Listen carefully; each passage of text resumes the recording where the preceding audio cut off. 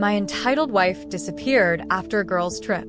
Years later, she showed up at my doorstep with a baby. So I destroyed her life.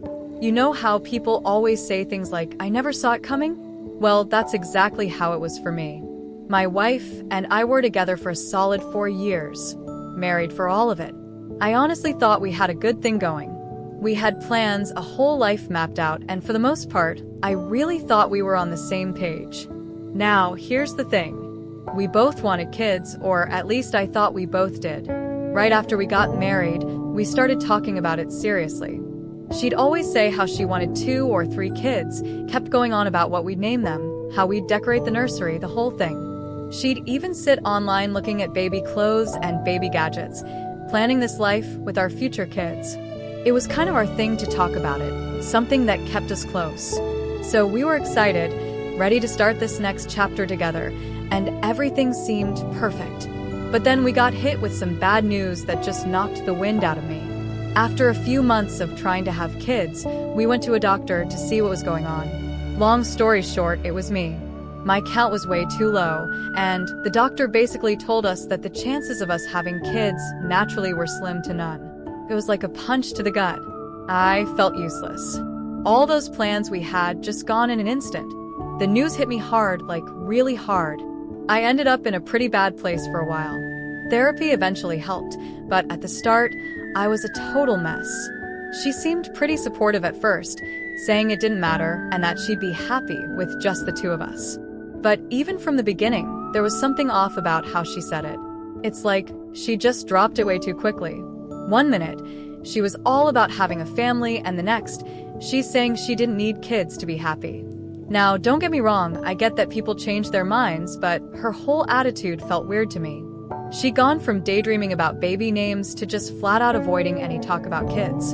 And not just that, it was like she started seeing me differently too. Out of nowhere, she'd make these small digs at me, stuff she'd never said before.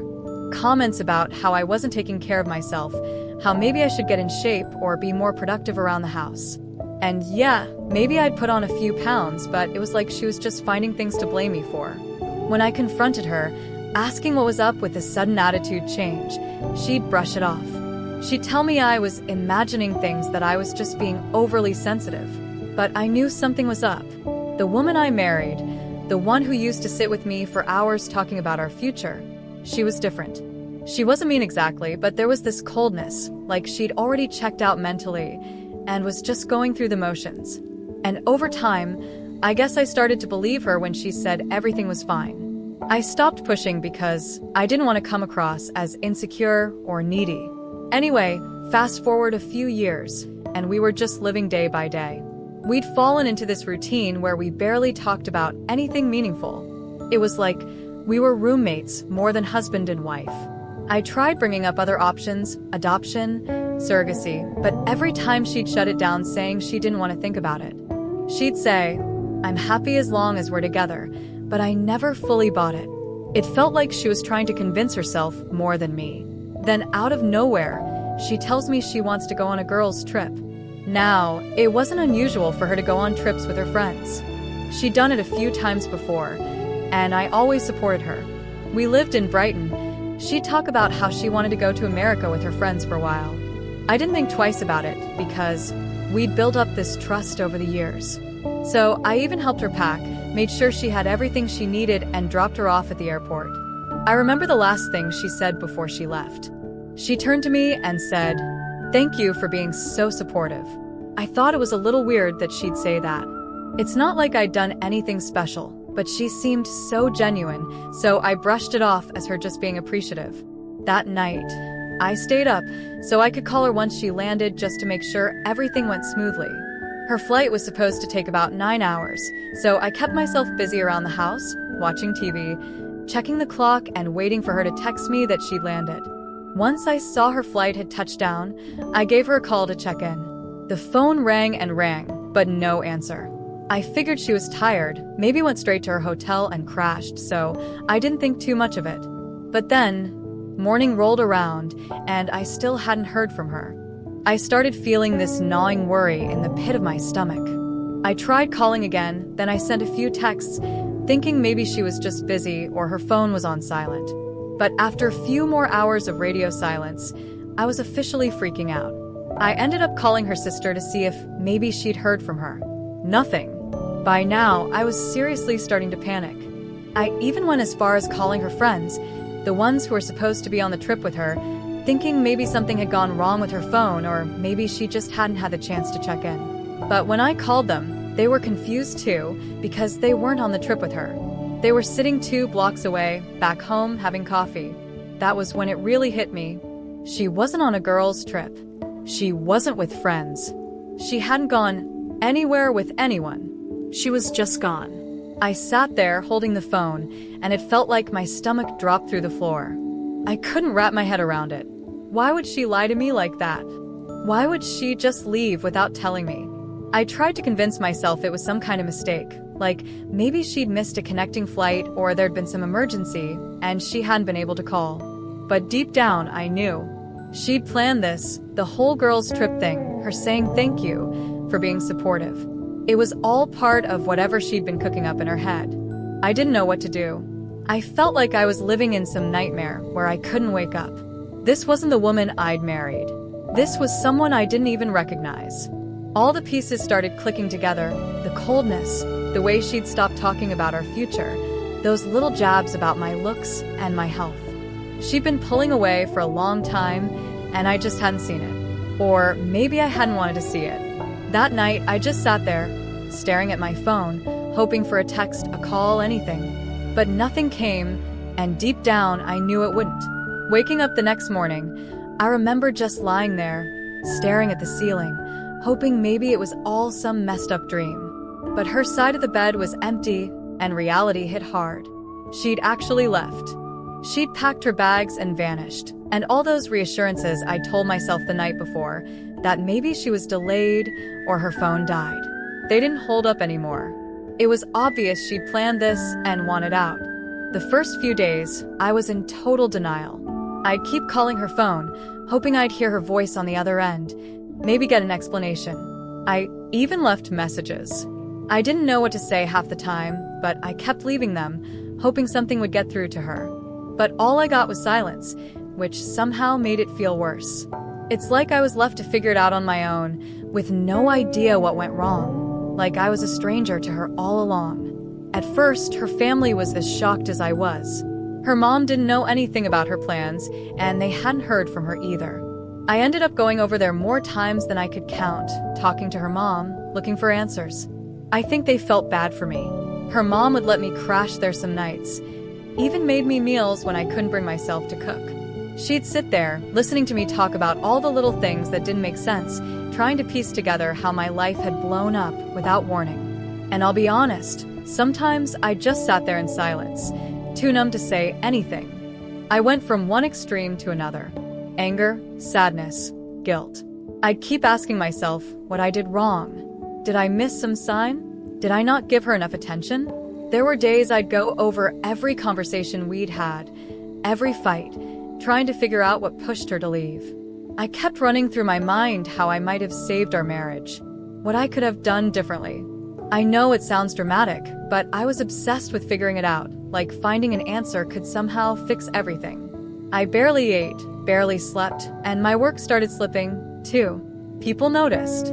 They'd ask if I was okay, and I'd just shrug it off, say I was dealing with personal stuff. It was embarrassing to admit what had happened, to say out loud that my wife left me without a word. Eventually, I did tell a couple of close friends, and they did their best to keep me distracted, dragging me out to hang out, trying to get me to move on. But even when I was with them, I'd be in my head, thinking about her, wondering where she was and why I wasn't enough to make her stay. One of the worst parts was the constant questions from people who didn't know. Neighbors, family, friends, even old coworkers who'd heard I was married would ask, "How's married life treating you? And how's your wife?" Every time it was like ripping off a fresh scab. I didn't have the guts to tell them she'd left, so I'd just smile, say everything was fine. But that life felt heavier every time I told it. Therapy ended up being the only thing that helped. I'd never gone before, but after a few months of barely functioning, I knew I couldn't handle it on my own anymore. So I found a therapist and started going every week. Talking to someone neutral, someone who didn't know her or me or any of our baggage, it helped. I'd vent about the anger, the betrayal, the hole she'd left in my life. I'd go on about the sleepless nights, how I'd lie awake replaying everything over and over. The therapist helped me see that there was no magic moment that would have kept her here. She made the choice to leave, and that was on her, not me. That was a hard pill to swallow. For the longest time, I felt like there was something wrong with me, that I'd somehow driven her away. But slowly, I started seeing things differently. She'd been cold and distant for a long time, and I just ignored it, hoping things would get better on their own. I'd convinced myself that I could hold it all together, that somehow my effort alone was enough to keep our marriage alive. It was painful to accept that it wasn't. As time went on, I started taking small steps to rebuild my life. I'd lost a lot of myself in our marriage, and I hadn't realized it until she left. I'd always been the guy who made an effort, who'd go out of his way to make sure she was happy, to make sure our home life was comfortable. But now, I had all this time on my hands, and I didn't know what to do with it, so I started picking up old hobbies again, stuff I'd forgotten about. I went to the gym, started reading books I'd been putting off, even tried cooking new recipes. Work eventually got better too. At first, I was just going through the motions, barely keeping up with my workload. But as I started feeling more like myself, I put more effort into my job. It was one of the few things that made me feel accomplished, like I still had control over something in my life. I'd always been good at what I did, but now I put my all into it. The extra hours, the focus, it paid off in the form of a promotion that I never would have gotten if I'd been wallowing in self-pity. Still, there were days that hurt. Every once in a while, I'd come across something that reminded me of her. A photo, an old movie ticket stub, little things that brought back memories I'd tried to forget. I'd look at them and wonder what she was doing, if she ever thought about me, if she ever regretted what she did. But those moments started to fade, bit by bit. Each time, I was able to pack away those memories a little quicker, move on a little easier. I also reconnected with friends I hadn't seen much since I got married. We started doing things again, hitting up the golf range, going on hikes, stuff I hadn't done in years. It felt good to have people in my corner, people who weren't part of the mess, who could help me move on without dragging me back into the pain. Looking back, I realized I'd put way too much of myself into that relationship, into being her husband. When she left, it felt like she'd taken a part of me with her, like I'd lost this huge chunk of who I was. But piece by piece, I was finding myself again. It wasn't easy and it wasn't quick, but I was getting there. By the end of that year, I could finally look in the mirror and see someone who wasn't defined by what she'd done. I was more than just the guy whose wife left him. I'd survived, I'd rebuilt, and I'd come out stronger. For the first time in years, I felt like I could actually live my life without her shadow hanging over me. And honestly, I was proud of that. I thought I'd put everything behind me. Life had finally started feeling normal again, or at least as close to normal as it could get after all that mess. I had my routine down, friends keeping me busy, and work was actually going great. I'd even stopped thinking about her every day. I mean, I still had my moments where some random memory would sneak up on me, but it wasn't like before, where every second of my life was somehow connected to her. So when there was a knock on my door one Saturday morning, she was the last person I expected to see standing there. But there she was, right on my doorstep, holding a baby. I froze. My brain just stopped working for a second because it was like seeing a ghost. She looked pretty much the same, maybe a little worn down, but still her. She gave me this look like she actually thought I'd be happy to see her. And yeah, that hit me hard because I thought I was past caring. Turns out, seeing her again stirred up a lot of emotions I thought I'd buried. I didn't say anything at first. I just stood there, staring. She smiled at me, like nothing had happened. And then, with zero shame, she asked, "Can I come in?" The nerve. I mean, really, after everything she'd done, she just shows up here like I'm supposed to welcome her back with open arms. But I kept my cool, told her, "No, you can stay right there," and explain. I didn't want her in my house, bringing all that chaos back into the place I'd built up again, the one space I'd made mine. She looked a bit thrown off, but she stayed where she was and just dove into her story. She started with, "I know this might be a shock, but I wanted to come back and explain everything." She even had this hopeful look on her face, as if she genuinely believed I'd be open to hearing her out. I was torn between laughing in her face and just shutting the door right there. But I was too curious. I wanted to know what her excuse was, what she'd come up with to justify the way she'd vanished. She went on, talking about how she'd made a mistake leaving, how she'd realized she'd lost the best thing that had ever happened to her. Her words, not mine. She said she'd spent a lot of time reflecting, and that after having this baby, she finally understood what really mattered in life. Apparently, what really mattered was showing up unannounced at my door after ghosting me for years, and that's when she looked down at the baby and said, "This is our second chance." I couldn't believe what I was hearing. Our second chance? Like this kid was supposed to be some magical reset button, and we'd just pick up right where we left off? I tried to keep my expression neutral, but inside I was absolutely fuming. She went on, saying how she wanted us to be a family again, that she'd made a terrible mistake, but now we could start fresh, just the three of us. Finally, I asked the one question that had been eating at me since she showed up. "Why did you leave?" I kept my voice as steady as I could, but I wasn't sure how much longer I'd be able to hold back. I'd spent years trying to understand, torturing myself with all the possibilities, and now that she was here, I needed to hear it from her. She hesitated, looking down at her feet like she was ashamed, but eventually, she told me the truth, or what I assume was the truth. She admitted she'd left because she wanted a kid, and since I couldn't give her one, she'd found someone who could. She actually said it like it was no big deal, as if she hadn't shattered my life, as if I was supposed to just nod and accept it. She explained that the guy she'd left with didn't stick around, but by then she'd had the baby and realized she wanted me back. Just like that. Simple. I took a minute to process what she was saying. Here she was, admitting that she'd abandoned me, ran off with some guy, had his kid, and now expected me to be okay with it, like I just forgive and forget. I told her, "So you left, found someone else, had his baby, and now you think you can come back and pretend like nothing happened?" She started crying, saying she was sorry, that she'd made a huge mistake, but that didn't move me at all. She kept saying how she realized that I was the one she truly loved, and that we were meant to be together. Honestly, it was hard to keep a straight face. I couldn't believe how delusional she sounded. This wasn't love, this was desperation, and I could see it all over her face. Then she tried to guilt trip me, going on about how it wasn't easy being a single mom, how hard it had been for her.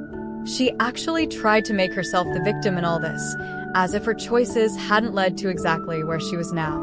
She told me she needed my support, that she was ready to make things work this time. The whole time, I just kept thinking, who does she think I am? I stood there, taking it all in, but at this point, I was done listening. I told her straight up, "Look, you made your choice a long time ago, and now you have to live with it. There's no second chance here." She looked stunned, like she'd never even considered that I'd say no. Like she really thought she could just waltz back into my life because it was convenient for her. And then, just when I thought she'd finally get it and leave, she got mad. Her tone changed, and she started yelling at me, saying I was being selfish, that I owed her a chance to make things right. She said that if she'd wanted to, she could have divorced me back then and taken half of everything. She even had the nerve to bring up the house, saying it should still be hers. It was like her true colors were coming out right in front of me, and I felt this wave of relief. I was finally seeing her for who she really was. I didn't argue with her. I didn't raise my voice. I just looked at her and said, "We're done. You wanted a different life, and now you have it. This isn't my responsibility anymore." With that, I shut the door in her face, cutting off whatever final words she had left. Standing there, hearing her muffled shouts from the other side of the door, I felt this strange calm wash over me. She could knock, yell, cry, whatever. But I knew I'd never let her back in. The woman I'd loved, the woman I'd married, she was gone. And in her place was this stranger who thought she could pick up the pieces when it suited her. I walked away from the door and sat down, feeling lighter than I had in years. After I slammed the door on her, I thought that was it. I figured she'd get the message and just leave. But no. Instead, she started banging on the door, yelling all kinds of things. I couldn't believe the nerve. There I was, in the one place that was mine, the one place I'd managed to rebuild from the mess she'd left me in, and she had the audacity to stand there, demanding I listen to her. At first, I thought about ignoring it, just letting her scream until she got tired. But then I got curious. I wanted to hear what kind of reasons she'd come up with this time. So I opened the door, just a crack, enough to show her that I was listening, but not letting her in. She looked like she'd just taken a slap to the face, probably shocked that I hadn't given her the reaction she wanted. She launched into this whole monologue about how she was willing to forgive me for slamming the door on her and how she was ready to start fresh, like we were just having a normal spat, not dealing with her abandonment. She kept going on about how we could make things work if we both put in the effort. At that point, I couldn't hold back. I laughed. Actually laughed, because the sheer nerve of this woman was beyond anything I'd ever seen. She looked furious when I did that, like I was supposed to feel bad for not taking her seriously. I told her, "You left. You had your chance, and you threw it all away. I'm not just going to pretend none of that happened, because you feel like it." Her face went red, and she started saying things like, "You don't understand how hard it was for me." She went on about how she'd been so lost after leaving and how she'd realized too late that she'd made a mistake. But I wasn't buying it. I told her that leaving was a choice she made. She had planned it, lied about it, and then went through with it. Her regret didn't mean anything now. And that's when she snapped. Her whole tone changed. She dropped the sad, remorseful act and started going off on me, saying how I was being unfair, how I didn't have the decency to give her another chance. She actually had the guts to say if I'd wanted to, I could have taken everything from you back then. I could have taken half of everything you own. I just stood there, amazed. This woman, who'd left me without a word, now thought she was entitled to some kind of reward for not trying to ruin me financially. Like she deserved credit for not being as terrible as she could have been. I told her, so what? Am I supposed to be grateful? Grateful that you only ditched me and didn't take my stuff with you? She stared at me, her face a mix of anger and something else, maybe desperation, maybe guilt. But honestly, by that point, I didn't care. I was just done. All those years I'd spent feeling guilty, questioning myself, wondering if I was somehow responsible for her leaving, they melted away right there. I finally saw her for who she was, and it felt like the weight I'd been carrying around was finally lifted. She wasn't done, though. She started pacing on my porch, ranting about how I'd never find anyone like her and how I'd regret not giving her another chance. She actually tried to make me feel like I was the one who was missing out by not taking her back. It was bizarre. Here she was, the one who destroyed everything we had, acting like I should be begging her to stay. When she saw that I wasn't budging, she got even louder, going on about how I'd forced her to leave in the first place. She claimed that if I'd been more understanding about the whole kid thing, none of this would have happened. Apparently, according to her logic, my inability to give her a child meant I had failed her as a husband, which somehow justified her running off to have one with someone else. The mental gymnastics were impressive, honestly. I couldn't believe she was trying to pin her choices on me. I told her flat out, "Look, if you want a kid that badly, you could have told me the truth. You didn't have to lie to my face and pretend everything was fine while planning your exit." She had nothing to say to that, just stared at me like I'd slapped her. But I didn't let her get a word in. I went on, telling her, "You made that choice, all on your own, and now you've got to live with it. That's not my problem." She tried one last angle, switching back to her sad face, asking me to think about the child and how I was being unfair by turning my back on him.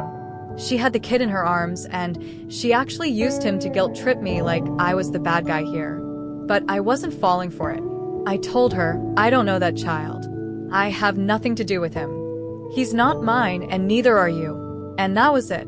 I could see the realization finally sinking in for her. She knew I wasn't going to change my mind, that there was no way I'd let her back into my life. I could see the anger fading, replaced by something else, maybe actual regret, maybe just frustration. But it didn't matter to me. She was just a stranger now.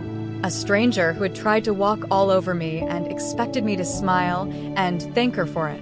She stood there for a few more seconds, like she was waiting for me to change my mind, to call her back. But I didn't say another word. I just stood there watching her face as it finally dawned on her that I meant every word. Then, without another look, I shut the door. And this time, I didn't wait for her to bang on it again. I knew deep down that I'd made my decision, and there was no going back. I walked away from the door, feeling, I don't know, like I'd finally won. She'd spent so much time thinking she could come back and manipulate her way into my life again. But it was over. I was free. There wasn't going to be a second chance. Not for her, not for us. She was just a memory now, one I'd finally put in the past where it belonged. After all those years of guilt and pain, I finally felt like I could breathe again. And you know what? It felt good. The moment I closed that door on her, I felt this strange calm wash over me. I wasn't angry or sad or even shocked anymore. It was like every ounce of energy I'd spent on her for years. All the regret, the guilt, the endless wondering, it just vanished. I'd finally gotten the closure I didn't know I needed, and I was ready to move forward. It was over for real, this time. But of course, things didn't end as cleanly as I'd hoped. A few days later, I got a text from her mom. She was apologizing, saying she was ashamed of how her daughter had handled everything and that she'd tried to talk some sense into her. But obviously, it hadn't worked. Her mom was a good person. She'd helped me out a lot after her daughter left, and I could tell she was genuinely upset about the whole thing. I didn't hold anything against her, but I wasn't interested in being roped back into that mess. I just replied with a polite, "Thanks for checking in," and left it at that. I wasn't going to give her mom any more details, and I wasn't going to waste time explaining my decision. She understood enough to know it was over. Over the next few weeks, I heard bits and pieces through mutual friends and social media. Apparently, she'd gone back to living with her parents, and it wasn't going smoothly. The guy she'd left me for, the kid's father, wasn't involved at all. He'd completely bailed. I guess he hadn't signed up for the long haul, and now she was stuck figuring it out on her own. She'd pretty much burned every bridge, so there weren't many people willing to lend a hand. Her old friends, the ones who were on my side when she first disappeared, had no sympathy for her. They'd all moved on, and weren't too keen on getting dragged back into her drama. Can't blame them. Her parents weren't exactly thrilled either. They weren't in a great financial position to support her and a baby. I knew this because, not long after the text from her mom, I got a call from her dad. I almost didn't answer, but curiosity got the best of me. He was polite but direct, said they were struggling to make ends meet, and hinted that maybe I could help out a bit. He said, "We know you cared about her once," and kept going on about the baby and how hard things were for them. I listened politely, but when he started going on about how his daughter just needs a little support to get back on her feet, I couldn't help but laugh a little. Not out loud, but you get the point. I told him as nicely as I could that his daughter's choices were her own, and that I wasn't in any position or mindset to help. I think he got the message, because he didn't press further. The next thing I know, her friends start reaching out, people I hadn't heard from in years. A few tried the guilt angle, saying she was going through a rough time, and that maybe I could find it in my heart to give her another chance. Another friend of hers even had the nerve to suggest that the kid needed a father figure and that I shouldn't let my bitterness get in the way of helping him out. But I stood my ground. I wasn't going to let anyone make me feel bad for finally choosing myself after years of feeling like I'd never be enough. I'd given that woman everything I had, and she'd thrown it away. The least she could do was own her choices instead of expecting me to bail her out. Over time, the calls and messages slowed down, and eventually, they stopped altogether. It was like everyone finally understood that I was serious, that I'd moved on, and wasn't going to be roped back in. And that's when the real peace set in. My life felt quiet, normal, in a way it hadn't in years. I had my routines, my friends, my work. It wasn't a fancy, glamorous life, but it was mine, and I'd built it back up on my terms. The funny thing is, I started finding happiness in the little things again, stuff I hadn't really noticed when I was married. I'd go for walks, cook my own meals, read books I'd meant to get to for years. The freedom was refreshing, and I realized I didn't need anyone's permission to live the way I wanted. For once, I wasn't constantly worried about someone else's approval or happiness. It was like I'd gotten my life back, piece by piece. Every now and then, I'd run into someone who knew both of us and they'd ask, "Hey, whatever happened with her?" I'd give a brief, polite answer and change the subject. It wasn't that I was hiding anything, I just didn't want to keep revisiting a chapter that was so clearly over. She was part of my past, and I'd finally learned how to leave her there. As for her, last I heard, things weren't going great. She was struggling to keep a job, still bouncing between her parents' place and friends' couches when she wore out her welcome. People I barely talked to anymore would message me occasionally, telling me she was asking for help from just about anyone who'd listen. Some of them even hinted that she was hoping I'd change my mind, that maybe I'd come around and decide to play dad to her kid after all. But that wasn't going to happen. I'd spent too much time and energy getting my life back to even think about going down that road. I wasn't going to be her safety net, wasn't going to be the guy who picks up the pieces just because things didn't work out the way she planned. I was done with that chapter, and nothing was going to drag me back. In the end, I feel like I got the closure I needed. She'd made her choices, and now she was dealing with the consequences. And me? I finally felt free, truly, genuinely free, in a way I hadn't felt since the day she left. I was done letting her shadow hang over my life. I'd moved on, and I was content. Not happy in some big, dramatic way, but quietly, peacefully content. And you know what? That was enough.